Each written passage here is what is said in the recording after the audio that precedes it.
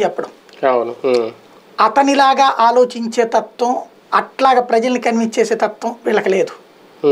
చంద్రబాబు నాయుడికి ఇదివరకు అలా అందువల్లనే అతన్ని మధ్యతరగతి అభిమానించేవాళ్ళు.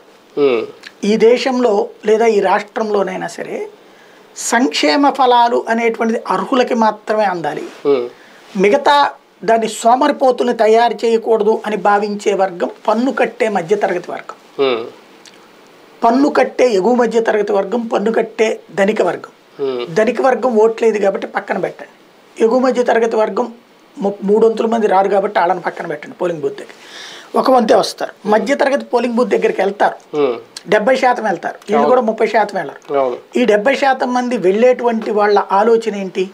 ఉచితాలు ఉచితంగా ఇవ్వకూడదు, అనుచితంగా ఇవ్వకూడదు, అవసరమైన మేరకు ఇవ్వాలన్నట్టు. వాళ్ళకి డార్లింగ్ చంద్రబాబు.